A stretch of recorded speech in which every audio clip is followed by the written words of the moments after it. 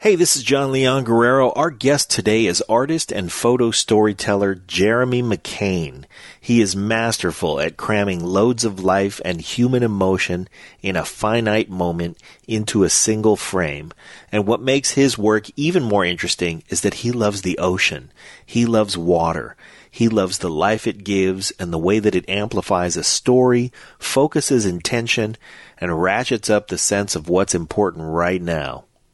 He creates beautiful works that include marine life and people enjoying the ocean, often children, whose relationship with water seems more precious and more sincere.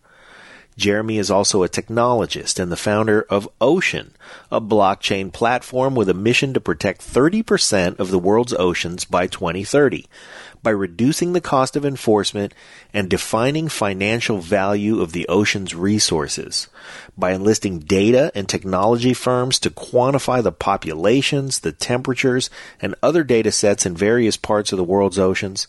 The Ocean platform enables developers to collaborate with others around the world to improve conditions everywhere.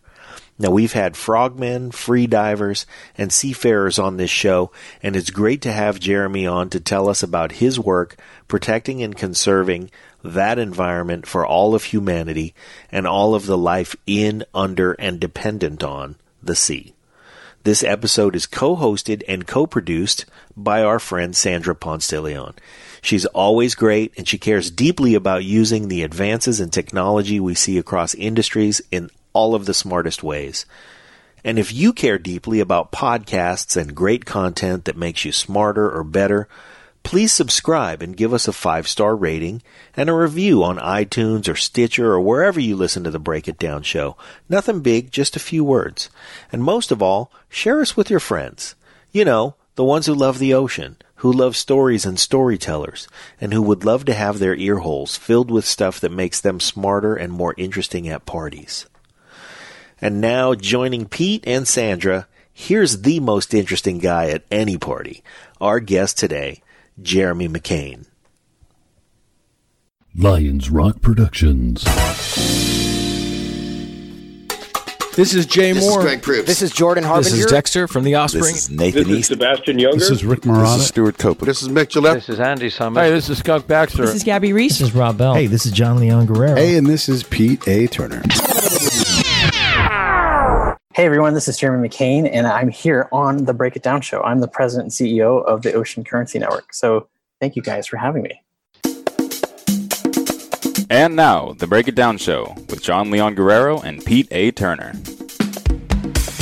Yeah, this is great. I've got, this is sort of a Popping the Bubble Redux with Sandra co-hosting with me. And so we don't get enough chance to hang out and chat, Sandra, but this is always great to do. And I know you're passionate about the ocean. I also am passionate about the ocean. I actually have another ocean guy coming on next week, a guy named Kaj Larsen. And so he does a lot of photography in the ocean as he's diving. He's a former SEAL.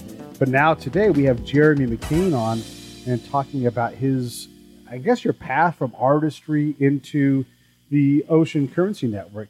Actually, I'm going to kick it over to Sandra to let her do a little bit of talking too. Yeah, no, thank you so much for having me, Pete. It's so great to be on the Break It Down show, and I've missed our conversation. So really awesome to have me on as a guest. I'm so excited to be here, and I'm so excited to talk to Jeremy because we've had several conversations over the course of the last few months, and he is an ocean warrior that leverages the power of art and technology to make positive impact for the ocean. So excited to hear all about what you're up to, Jeremy. I guess, a great place to get started would be, you talk about yourself as an artist, and I've seen some of your incredible artwork that's available on Instagram at Jeremy McKane. But, talk about your journey from artist to now ocean activist. Yeah, and thanks for saying that. I mean, I will say that as an artist, like, that's the one thing that you always cringe about. You're like, you always make these things and they're beautiful to you and you like them. And sometimes you hate them, but you put them out there anyway. And then you're like, oh crap, is the rest of the world going to like this? And then sometimes you just let that go. So it means a great deal to say that you like it. So thank you. I love it. Yeah. So it was a really weird, strange kind of turn of events. I was always, as a kid, passionate about the underwater world. And I remember being a little boy and thinking, gosh, I just wish that I could just be a scuba diver as quickly as possible. And so What ended up happening out of all of this was I did end up going to be a scuba diver. I loved doing it, but I wanted to spend more time down there. And the more time that I spent down there, the more I felt like this was my home. And there was just so many beautiful things, and that just kind of transitioned into art. And I love the juxtaposition of humans in the ocean, because I feel like sometimes when we look at really amazing footage, like from Blue Planet or Planet Earth or any of these like really cool things that we can all think of on the top of our heads, we look at these very amazing like natural things, and we don't always put the human context in there. But it's almost like it's us versus them. We go to the beach, we see this line called the horizon, and that's usually where some people stop because they feel like there's bigger things in the ocean to get them. But the truth is, there's so many cool, magnificent things there. So how could I juxtapose those two? And that was kind of the basis for my artwork. It was a little naive. It was like fantastical, right? Because it's like you're always thinking about these beautiful things, but really the reality kept striking out. I would be in these really remote, beautiful places. Yeah, and then out of nowhere, you'd see a plastic bottle. You'd see a turtle that's got plastic. Once I saw it was like some grocery store bag that was on a sea turtle. And it's like, well, what do? I'm in Hawaii. I'm supposed to not touch the turtle. Do I take the plastic off? Do I leave it alone? Will I be fined? And there's all these like things that started to kind of really bother me. So I thought, well, somebody should do something about this. And then I did nothing with it. And I remember being in this really super remote place in North Queensland, Australia. And it was 900 Ks from any civilization, basically. But the evidence of mankind was everywhere. I mean, we're talking about, and this is no exaggeration, but you would go to the beach and there would just be these large chunks of like scuba diving tanks, flip-flops, clothes. You're like, how did these things get here? And the crazy thing was like, I couldn't even find a pair of flip-flops. Meaning one for the right foot and one for the left foot. It was always all right or all left. And I don't understand how that works. I'm sure there's some science somewhere that can explain that. But then it became really evident to me that it's like, well, wait a second. Like, I'm creating art. I have a platform to talk about this stuff. And whereas I can go on any stage and give you all these factoids and figures about the oceans and why we need to protect them, that's just my idea conveying to the masses. But when we create art, then that's something that you see. It's something that becomes something for you. It becomes our idea. Mm-hmm. And I think so that was kind of the natural progression for the art, and kind of using art to be able to talk about the issues of conservation as it comes up with the oceans. Mm-hmm, mm-hmm. And so from the art to transitioning, seeing that art is this powerful medium to activate and instill a desire in people to, actually make change. How did that transition happen? What was the next step for you? Yeah, I at the moment, at that time, I was just kind of like winging it because I didn't know really what I was doing. I looked around and I could see some people trying to do some things. What I saw was a lack of unification, and I saw that as a huge problem. But then I saw like a couple groups that were doing really cool things. The first one that I took note of was Take 3 Australia. And I thought they had the best message. It was Tim's guy by the name of Tim Silverwood that started it. And the best they explained it is like, if you go to the beach and you see rubbish, just pick up 3 pieces at least and put it in the bin. And it's like, well, you don't have to be a rich guy. You don't have to donate any money. You just have to be a human. And I thought, what a powerful message, because it wasn't asking for a whole lot of money. And then that kind of transcended other things. Then I started meeting other people that had of like mind. And I thought, well, how can we kind of unite these things? So I felt a little, guilty, because here I am making these artworks about beautiful things in the oceans, and I'm talking about also the bad things, but there's really no action attached to it. It's just a lot of talk, a lot of noise. And that was kind of why I kind of went back to the drawing board. So we have to create something that we can build to fix some of the issues or to offset some of the issues that we're seeing. And so that's where the Ocean Currency Network started that. And the idea was it was all out of ignorance. I was all out of art, but I would ask marine biologists, like, hey, how do these marine protected areas, how do you know that they're doing their job? And oftentimes they say, well, we do this, we do that, and we guess this, we guess that. And they were all really smart guys. They've been doing this for a long time, but it was really low resolution, low frequency data. How can we convince the public that we need to protect more of the waters if we can't give them adequate data? And so that put me on this quest. And so now, without going into too much detail, we'll have time to do that. But we're building these really cool tools that can analyze life below water and analyze, not just what kinds of life, but What, we can say, how often are they coming in here? What, we're looking at the genomes of an individual species that kind of come through the waters. This is through a partnership that I'm doing with the Gurgis Laboratory at Harvard University. Just really crazy stuff. And all of this technology is out there. And now it's a matter of points of intersection. How do we put all these things together? It's like going to the grocery store. Like, I don't know the first thing about baking a cake, to be quite honest with you, but I know there's a recipe out there somewhere. I can follow somebody's, footprints, and then I can go to the store and I can buy the ingredients, and then I might have some resemblance of a cake. I'll taste it a couple times. It'll probably suck, but through trial and error, I might have a decent cake pretty soon. And I think that's kind of how we're looking at a lot of the technology, especially the innovation around the ocean space at the moment. Mm-hmm, mm-hmm. You also touched on pollution being, one of the greatest threats to the ocean, but there's others like climate change and acidification. Have you seen, you're obviously very immersed in the space that, what are the things that are exciting in terms of positive innovation, positive technologies for the ocean that you've seen that can actually address any of those critical issues that the ocean is currently facing? I would say, to answer that question, I would probably say that we need to kind of reflect back on us first. As I get older, one of the jokes that I have with people is I say, I know how I'm getting older by how many doctors I have. It used to be I only had one doctor. But when we have a problem with our bodies, we say, oh gosh, I've got this thing where I'm allergic to this nut or something. We talk to the doctor, and he treats that one symptom. But how often do we look at the entire body to figure out why that allergy happened in the first place? I think the oceans and climate change are intrinsically connected. We can't separate them. We can say, because essentially what climate change is, it's a symptom. It's a symptom of something. I live in Texas, and believe it or not, there's a lot of people that want to do things for climate change, but there's still some really smart people that don't believe it. They feel like it's a natural cause, and maybe it is on some levels. But at the same time, we also have to face the fact that we are exacerbating the problem tremendously. Mm-hmm. And so how do we go back and look back at us, at our culture, and say, well, what can we do to offset so that we treat the actual core problem and not the symptoms of? So when I look at technologies and I look at concepts, what I think is really great is the folks who have taken the time to do their research, go back to indigenous cultures, because they've been doing this for thousands of years, and it's been working. But we came along with our really cool technology and our flashy things, and we found a way to do it better. It was almost like we're the lost boys of Never Never Land, and we just decided to do everything our way. And it's not working. So the status quo is broken. And so that's now why we need to fix it. But as far as technologies that are out there, I love the guys. It's the CBN project. I think what they're doing it's great.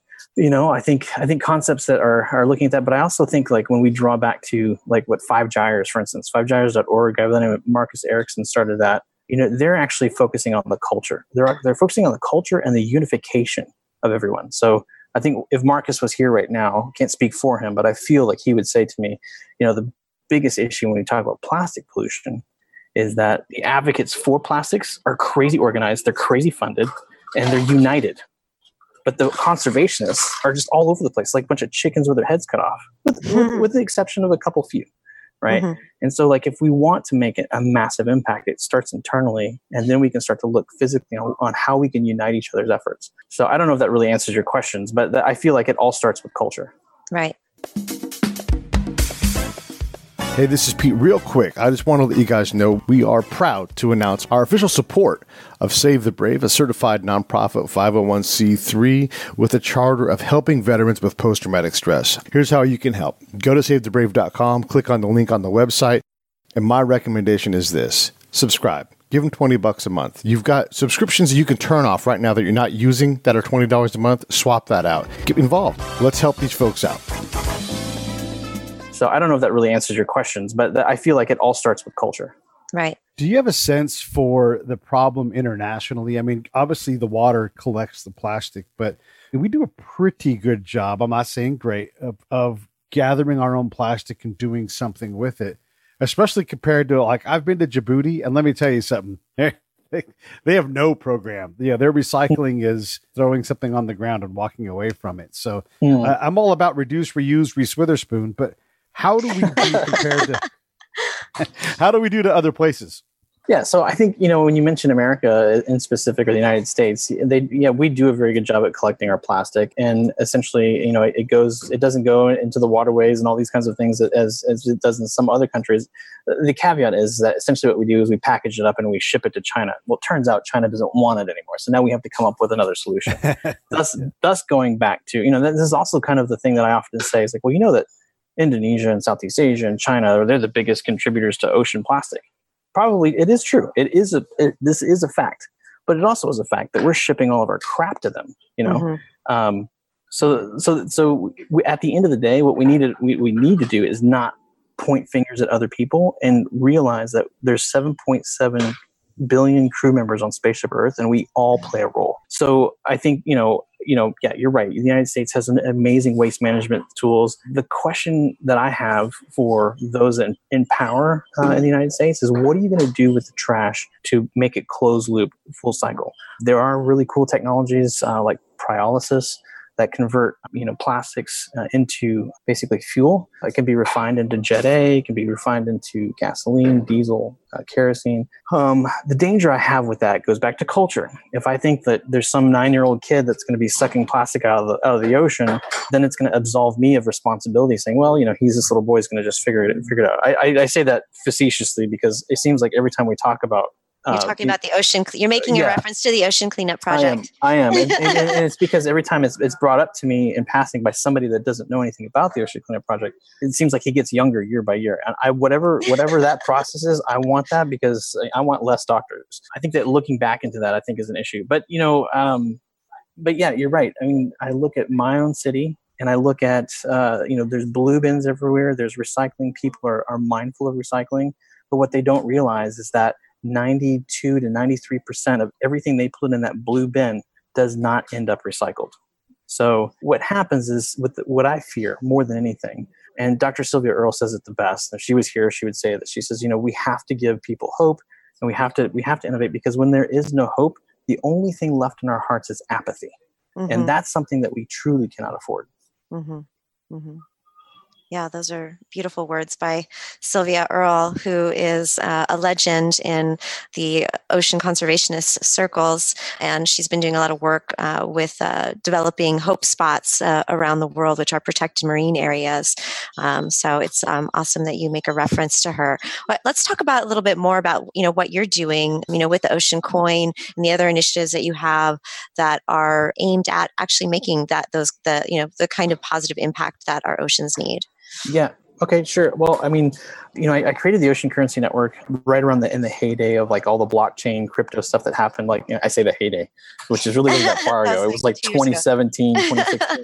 But, I came from a world in the .com era where people were spending ridiculous amount of money on really stupid concepts, and you get these ridiculous valuations. And I saw the same thing happening in the crypto space, and I didn't want to be in that crowd. So we decided we wanted to build something that was tangible. We didn't want to do what the rest of the flock was doing.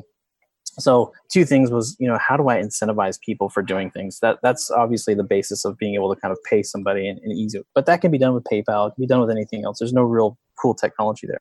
Where I saw an issue was this unification that I spoke of earlier. There's all these different concepts of how we gather data of the ocean. How do we know whether a marine protected area is actually doing its job? But how do we share that data? Sometimes this data sits on hard drives on NOAA boats, and you can have access to it, but you're going to have to wait. So here's where that low frequency thing comes into play again. It's frustrating for scientists. It's frustrating for citizen scientists and, artists that want to do cool stuff with that data. So I kind of, like they say, necessity is the mother of invention. I kind of went back to the drawing board and said, well, what would I do if I wanted this? Right about this time is where I ran into Dr. Peter Gerges at Harvard University. And he was like talking about these really cool things that cost $15 and $20 to get data out of the ocean. I was like, man, this is awesome. And the best part about it, he left it open source. So then I kind of took a chapter out of his book and I said, well, what if I created a system that actually wrote this data to a blockchain, an immutable source, so we could look at, temperatures, we could look at, plastic particulation, we could look at the types of fish, we could use Google's TensorFlow to be able to analyze video footage on the spot and actually say, oh, there's a shark, oh, there's a black tip reef shark, or so on and so forth. And we could get more complicated as time goes on as we train the machines. But this data, these systems could be applied to people, and we can start to get this immutable source of ocean data. start to get a really good understanding. Because if we understand at high frequency, high resolution, what's happening to our oceans, if there's a problem with, say, oxygen levels in a certain part of the Gulf of Mexico, before it becomes a catastrophe, we might be able to do something to prevent it. It's the whole reason why we have a weather system right now, right? Mm-hmm. We have satellites that are analyzing, water vapor and all these other kinds of things. And we're able to save lives because we can predict tornadoes. There's sirens, there's all kinds of things. I wanted to do something just like that for the oceans because I felt like following up after some major catastrophes have happened is not a really good way to maintain things.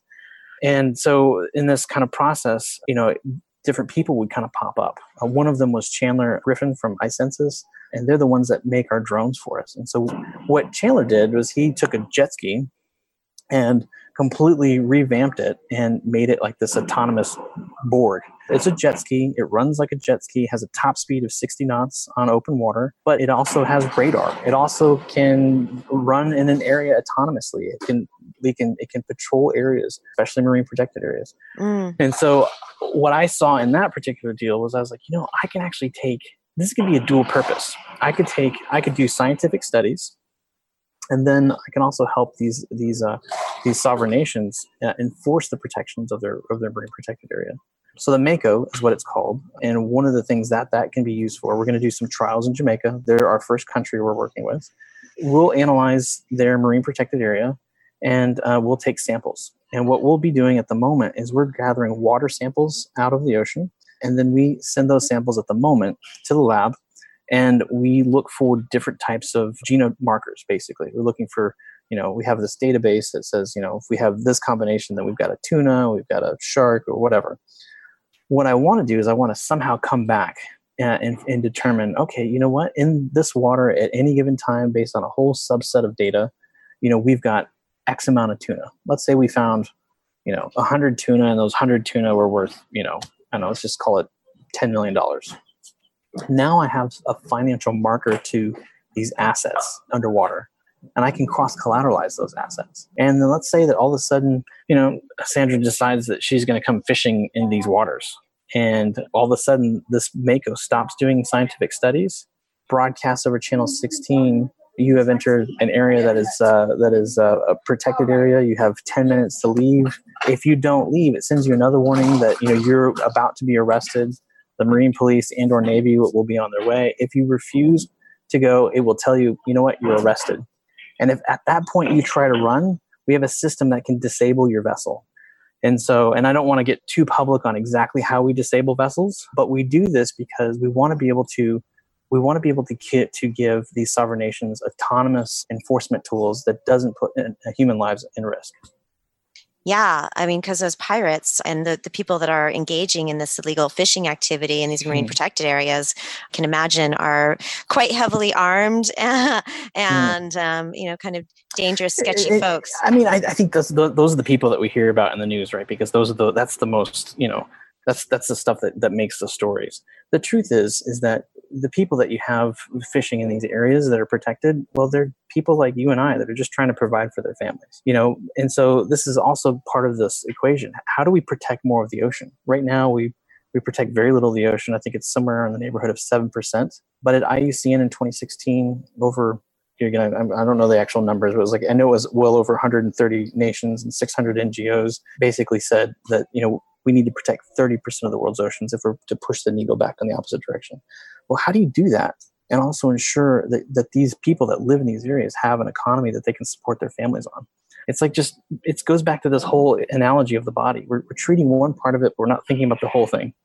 And if you want to get really specific, Cyril Gooch from Parlay for the Oceans, he says, plastic is a design failure. Same problem, right?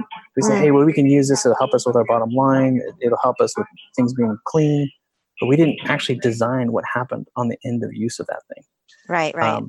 So what we want to do is we want to say, okay, cool. Now we know what's inside of these waters. Can we create a new asset class and a new financial model to where we can help incentivize other projects on the island where these folks could now work? So now we're talking about reintroducing new economies in places where we're having to remove them because we're trying to let the ocean regenerate. When it comes to trying to manage these big problems, you have the problem of siloing, right? Like I've got friends that are working on ocean cleaning from their own point of view perspective.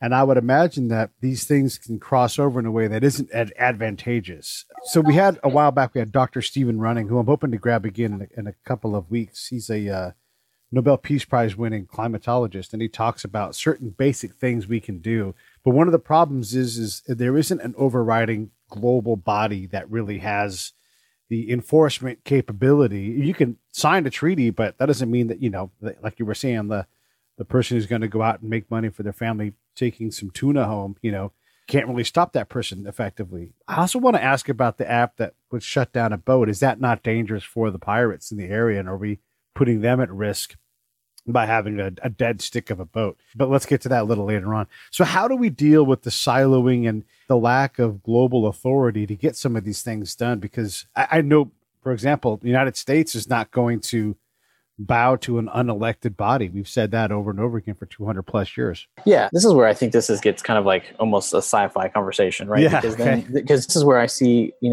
private individuals and private corporations working with machines to be able to take over. I know that sounds scary, but I do think that there can be this harmonious balance between the two. I certainly, for one, don't want to be floating around on ominous territory looking for bad guys, but I can train machines to do that. I, for one, don't want to be diving down counting fish, but I can train machines to do that. So I think there's a balance there that, and I think we're still learning what that balance is actually going to be. I mean, we still have yet to do some pretty heavy field tests, but we'll know answers to that pretty soon. Yeah, the field test for the Mako will be happening. When are you starting those? Well, as soon as we get the funding for it. So if you know anybody that's ready to write a check, let's do this. That's really been kind of the drawback. We've built all the tech, and it's not just the Mako. We have other sensors that are gathering all kinds of different data. We also have like these green laser refraction systems that we can measure plastic particulate, and that becomes really interesting too, because now if we start to look at these data models and say, well, where's the plastic going? We already know kind of because of various buoys that are out there how the currents go, but where is the plastic sitting? What's the percentage? Because another misnomer, people believe that there's this mysterious trash island in between Hawaii and in California. Right, the Great Pacific Garbage Patch. It doesn't exist, not in the way. They say it's 4 times the size of France. It's massive, but it's plastic soup. It's plastic smog.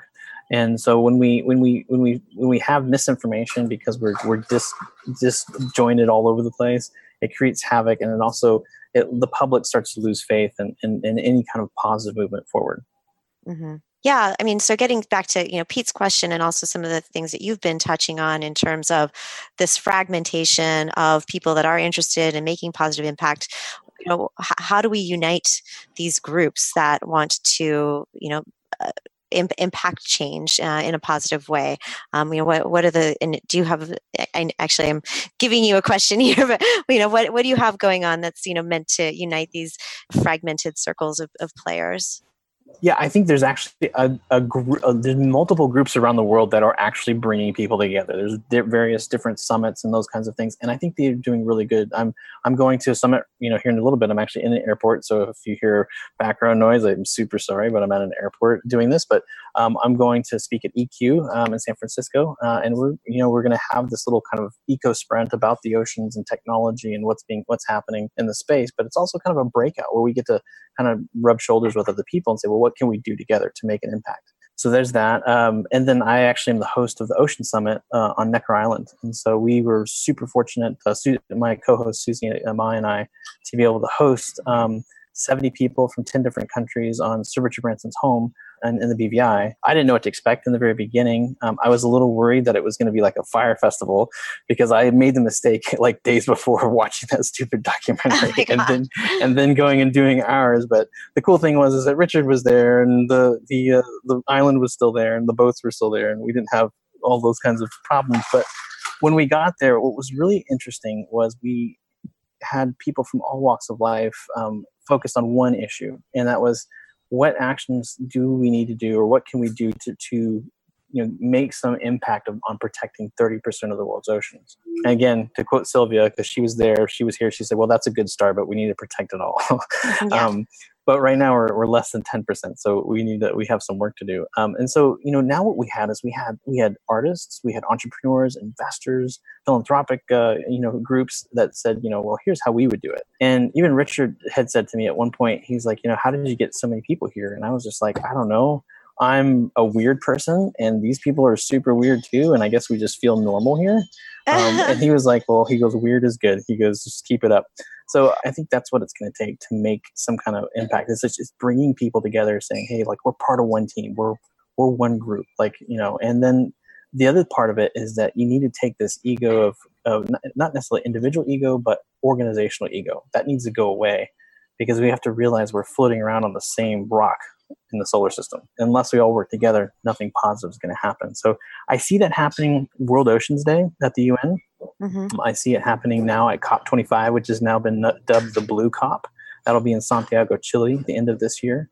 So you're seeing groups from all over the world that are now kind of coming together and using their resources. And so it's kind of like, it reminds me a little bit of, what was that book? It was I think it was Malcolm Gladwell, The Tipping Point. And he talked about how like you can invite like 3,000 people, or you can invite 100 people to have access to 3,000 people. And you have much more of an impact. And I think that's kind of what's happening here is like these little groups are amassing, kind of recognition and some kind of like track record. And at some point, I see them all kind of joining together to be, a really united effort. But it takes time and it takes a little bit of growing pains in order to get there.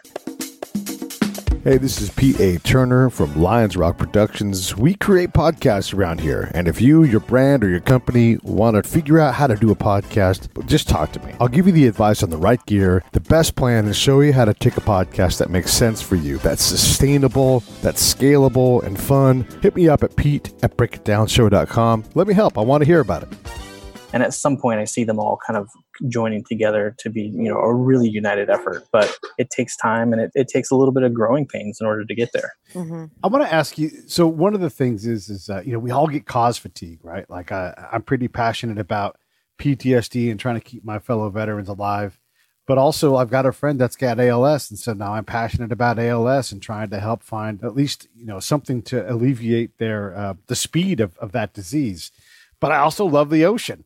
And I also, and it's like, so it can be overwhelming, and Jeremy, sure. I guess what I'm asking is, I have more money than time, right? But I only have so much time. What do you want to say to, the standard person who's a millennial or middle-aged like I am, and they're like, they want to help, but I don't have time. I don't have that much money, but I do care. So is there anything I can do even on a small scale? Yeah, well, so this is where this conversation gets really interesting, right? Because we all have one thing that we can do. We can stop using these products, and if there are things that are harming the environment, there are people who promote meatless Mondays, right? That's one thing that you can do for climate change. I try my very best to not use anything to go. This includes paper products because we have some time in our head we think, oh gosh, as long as I'm not using plastic, paper is at least better because it biodegrades. Well, it does biodegrade, and when it does biodegrade, it creates methane, and methane is 25 times more potent. So it's like all of these things are problems. So if we know this and now we're aware, we can actually do something. So right off the bat, we can say, well, how do we reduce our impact? And these are some ways. Try to the best of your ability not to use anything that's single use. That's an easy thing to do. Now we get into kind of a conversation like you run a podcast, right? You could make a feature once a week or once a month that's about the oceans or about whatever. So everybody has like a different stage. And if they realize what their resources are, that conversation changes a little bit. I had a conversation with somebody who runs, I don't want to say his name because he may not want me to say, but he's like, Jeremy, he goes, I can write checks. He goes, well, anything that needs to happen, I can write checks. That feels kind of lame. He goes, what else can I do? And he has a television show. And it's not a documentary style television. I said, everyone that watches documentaries, they're already sold. But you have a sci-fi television show. Why not do a study about how some alien race destroyed their planet because they didn't take care of their oceans? Start to kind of work on those kinds of things. The reason why I'm answering your question this way is because there is no one way. This is not a conversation with the Dalai Lama. I can't make you one with the ocean just in one answer. But what I can tell you is that the first thing that we can do is we can start to look at what our impact is, what our stage presence is, and where we can go as far as impact from there. And to every person, it's different. And that's one of the reasons why I really wanted the Ocean Summit, was because I knew I had all these different walks of life. And it's been amazing to see the people that have come forward saying, hey, well, this is what I'm going to do. One of the guys, he owns a company. It's a flip-flop company called Harimari. His name is Jeremy as well, Stewart. And he's like, I hear that there's these microbes that I can use. I can make these like flip-flops that will, biodegrade when they hit water. And I was like, cool. So he's working on technologies to make a lesser impact on the environment. And I think when individuals do this, but more importantly, big corporations, then it becomes easier. And the reason why I say this is that, like, if I go to Starbucks, which is very rare, I do go every now and then. But if I go to Starbucks, I try to get a porcelain mug because I know I'm going to be there, right? That's how I can reduce an impact. But I actually didn't go to Starbucks to ask for a paper plastic lined cup, but they just give it to you because you just accept it. But you have a choice, you have a voice, and you can use it. So I don't know if I really answered your question. I try to do as best I could. No, well, it's a hard question, right? Like, because cause fatigue is a real thing, and you really do only have some things, but those can be little things where it's easy to dismiss the little things. Like, you can make 100 decisions that add a little chip in the good favor, and then decide to, every time you drive the car, you mash the gas as hard as you can because you're in a hurry. And you're like, you just erased all of the good in that one, in that one moment, So it's, I struggle with it for sure. Cause I think there's one word that sums it all up. It's best. Yeah. And your best is different than my best. Right. And I think that's the thing that we need to, we can't be comparing each other and being competitive in this space because it does no good for the overall collective. Yeah. And I think just to add, I love what you're saying there, about we all have our own stage. And I think that's just, everyone just should realize that they can make an impact not only within themselves, but within their circles, and that they can, put their superpowers. Pete, you have superpowers, I have superpowers, and put those superpowers to use for good. And so, yeah, that's definitely, we're so much in alignment with that. And, for me, it's really about, seeing these emerging technologies and companies that are developing, these positive impact technologies and helping them amplify their voice through marketing. So that's really, kind of where I went. And the other thing is that I've noticed personally is that, as I've become more aware and done more work in the space, and networked with more individuals that are, very conscious about their consumption habits, that it's also impacting me. Jeremy, you and I had a conversation about, not eating fish anymore. And I felt like with all the work that I'm doing with the ocean space, it was hypocritical of me to continue to eat fish that, are suffering from overfishing in so many areas. I may make an exception for something like a lionfish, which is an invasive species, or maybe oysters, which I know are farmed. but yeah, I've just kind of seeing personally, I am taking those, small steps every day, not going and using the reusable cups, not doing the single-use plastic, and trying to reduce eat more vegan and more, have less meat in my diet as well. So, yeah. It goes back to what we said about with the body analogy. It's like we're treating the actual core issue. We're not treating the symptoms. You mentioned fish. Overfishing is one of the greatest threats to the planet right now, more than anything else. And then follow that, I would say, potential threat that is on the horizon. A topic that actually came out of the Ocean Summit is deep sea mining. If we think climate change is a big deal right now, you haven't seen anything yet. Tell us what deep sea mining is. Yeah, so all of these really cool technologies that we're actually talking over right now, I got this really nice MacBook Pro, I got an iPhone next to me, yes. I've got a car with all kinds of really cool stuff inside there. They have these things that are needed to construct these things called rare earth minerals. All right, well, where do we get rare earth minerals? Well, we mine for cobalt to make batteries and lithium and all these kinds of things, typically in places that really need the money, and sometimes it's done with child labor and all kinds of really dark, ugly things. But then when we say, well, we should stop doing that, we shouldn't use child labor, we shouldn't, strip mine the land, we still have a demand. We still want our latest Apple products. So where do we go? Well, why not go to the sea? No one's down there. No one will know any different, And so there's these little things called manganese nodules, right? And they're super important. They have all these really cool, little animals that actually live on there next to these like hydrothermal vents and whatnot. And some of these areas are like 200 degrees Fahrenheit. They're really crazy hot.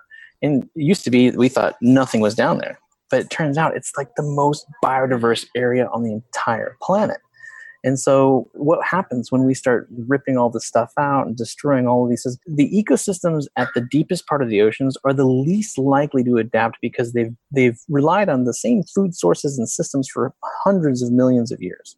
And if we disrupt that, we have no idea what that is going to mean for us here on land. So there's companies that are actually pursuing deep sea mining as alternative sources for their supply chains to create these products. Yeah, I mean, like if I told you that you had a pond in your backyard and there was gold at the bottom, what would you do? Let's get to digging. Yeah, exactly. Is there oil down there too? Keep drilling deeper. Yeah. And you know, it sounds all great and on paper until you realize what maybe the long-term effects are. It's all about ROI, right? It's like, yeah, I can get some short-term gains and it'll be awesome, you know, but my long-term investment is not so good. Mm-hmm. Yeah, it's a balancing act, right? Because you want that new iBook or you know, Tesla car or whatever it is, but you've got to scratch down a mountain or dig a hole in the ocean to keep meeting the demands. And then we take the used up resources that we have and sort of just put them back into the earth to do whatever they're going to do. And it's a real problem, like as we do the consumer thing to balance that. But there are some hopeful things though, like some Stanford PhDs just put out a paper talking about converting methane to CO2, which is, you know, a huge thing. So as we start, even cooler than that is methane fuel cells that generate electricity. Oh yeah, exactly right. And you don't even need batteries. So science is working on some of these problems, and hopefully there's enough money getting in to continue these kind of researches. And that's just two things with methane. Like if we can turn methane into something less harmful, then we're doing better. However, we still have to control our consumption of things, you know, and it's so easy to go out and buy, you know, and I can't blame I'm sorry, but I hear Cyril Gooch in my ear from Parlay. If he was here right now, he'd say everything is a design failure. If you think about all the things we're talking about right now, it's a failure in design. Yeah, I mean, it gets back to the discussion of the circular economy. And I think then also, you know, really as a basis for that, you know, education. And I think, you know, what we're doing here, what you're doing, Jeremy, is, you know, getting the larger public to understand that, you know, they also need to change their consumption habits, but also, you know, make those demands of companies and corporations to create the packaging that will be biodegradable and dissolve in water and other types of, you know. I think those are bridge technologies, though. Just while we're talking about that, because again, about this whole idea about you know, oh, hey, we've got this plastic bag that turns into, you know, food. Right. It's still absolving me of responsibility from doing the thing that I should be doing to begin with. You know. So I do. So think is that a design failure, or what is that then? I mean, I don't. How would you classify that? I don't think it's a design failure because I think it serves a point, right? I think that just like pyrolysis, converting plastic into fuel, like we can't expect everybody on the planet all of a sudden to just drive Teslas. That's unreasonable. And what are we going to do with all the petrol cars? Right? My daughter holds Tesla stock, so I would like that to be the end game. Well, of course. I mean, I think that, make no mistake, that is the future. But we're also sitting on 60, 70-year-old battery technology that's so stupid, right? We have better technologies, and if we can focus on those, it's so that we don't have to be able to, you know, harm the planet the way that we are to make this, then that's a whole different story. But anyway, I digress. But Jeremy, one of the problems with all of these things, though, right? Like we always believe in science, but we also know that science makes a lot of mistakes on its way to a better solution. So, you know, at one point we wanted to dry out the Everglades because that was, you know, we needed that land for people. And we do need more land for people. And we are creating more and more people. We talk about a problem with the environment. You know, we're a terrible environmental partner. And yet there are going to be 8, 9, 10 billion of us. And stop breeding people. Yeah. I mean, seriously, like how that's true. I have a friend that's working on a film on that very topic. Actually. Can we be as draconian as to say we're going to cap the world population at 7.5 billion? Yikes. Scary. Yeah. I look at me individually and I look at, I'm 42 now, and, I remember being 18 and knowing everything. And now I'm 42 and I know nothing. Right. And I think that collectively as a human civilization on this planet, like I think we were the same thing. There was a period of time where we thought that, bloodletting was how we solved problems, and then we realized that that's probably not the best thing to do. And we started working on other things, but we learned from our mistakes. We attempted to go to space and we attempted to go to the moon several times. We had some failures, but guess what? We made it happen. We've got a space station now. We have now a commercial spaceflight company that's publicly traded. This is not possible without failure. And so if we are afraid of failure, then nothing is going to happen. But, Wayne Gretzky says, you miss 100% of the shots you don't take. Yeah. Get out there and take some shots. Love it. Love it. And that's such an inspiring note to just share. I mean, and you are such a great shining example of that. Thank you. I think that, what you're doing is so inspiring. You too, Pete. I love to steal compliments. It's one of my favorite things. Jeremy, what's next for you? I know you're on your way to San Francisco. You've got the Ocean Summit coming up. What else do you have going on? Yeah, so we're planning Ocean Summit 2, actually. And so actually one of the things that we're doing is, we're obviously if you hear, we're going to do this event on Necker, it sounds super exclusive.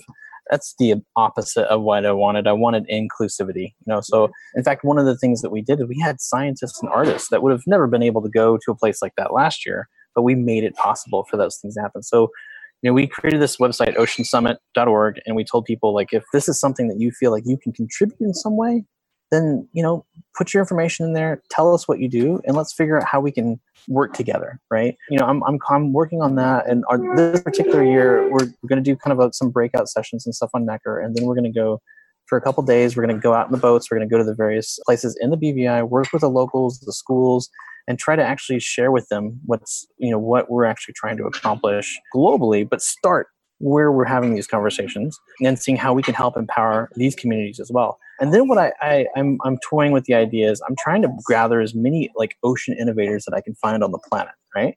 And I think that there's a huge void in this space of like really rewarding these innovators for doing something amazing. Because a lot of times we don't really know about it, right?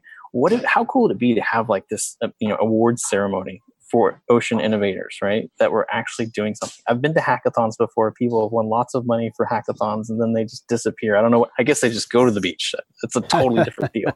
But this is one of the things that we're actually planning right now is trying to figure out, who's in this space that's wanting to do some really cool stuff. And we're trying to put everybody together so we can all, because that's what it's going to take.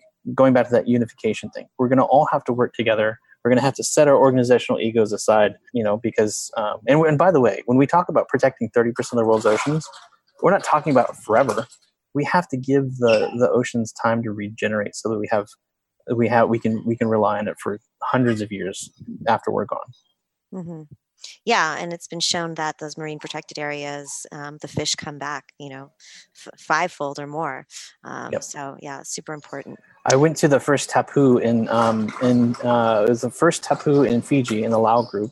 I sat down with the paramount chief, and he told me the stories of how they count fish and how they create these tapus. Tapu is a traditional word for forbidden or taboo. And when these areas are set, no fishing, you're not even allowed to go through there in most cases. But what they found is that these fish just regenerate and repopulate, and it's actually better. And they would go count fish and know when to release that tapu. But somewhere along the line, we don't do it like we did in the old way. So, so I hope that we can kind of, use a lot of indigenous beliefs and knowledge and using kind of a modern spin on it to help kind of scale that up to multiple cities around the world and countries. Yeah, absolutely. I mean, we need to learn from our elders and the civilizations that have been, working on the land and the oceans for thousands of years and generations. Is there anything that we didn't get to touch on, Jeremy, that you wanted to give a shout out to or about? Yeah, I mean, I don't know. I mean, I feel like I talk about this stuff all the time. I feel like sometimes I bore people with the details, but I guess what I would say is like the one thing I would really like to leave everybody with is that if you feel empowered enough to want to do something, maybe you're a programmer, maybe you're a designer, maybe you have some cool talent. What can you do in this space? Can you do something where we can all benefit together? Maybe there's something that we can do to help you.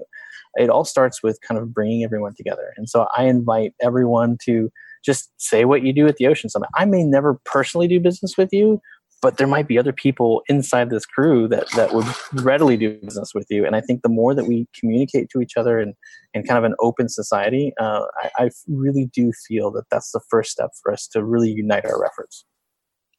100%. Well, thank you so much, Jeremy. As always, it's been a fantastic conversation, and I'm looking forward to seeing you when you're out here in San Francisco. And Pete, thank you so much for having me on the Break It Down show. It's been super fun. It's always fun to have a chance to co-host with you, Sandra, and I love pushing the narrative on things, especially if they make me uncomfortable. In this case, I love talking about the ocean because, it is a massive area for us to do work in. And Jeremy, I will offer you this. Let's talk about how to put my podcast to work for the cause, because let's do it. The one thing I do have surplus of is podcast awesomeness. So let me contribute some to your. I love podcast awesomeness. Yeah, let's do that. Yeah, well, but 100% serious. Let's keep in touch on that, and then we'll put this up and do all we can to support what you're doing because it's important. Thank you very much, and I really appreciate you guys having me. This has been a real honor to be here with you guys. Yes. Well, thank you, Jeremy.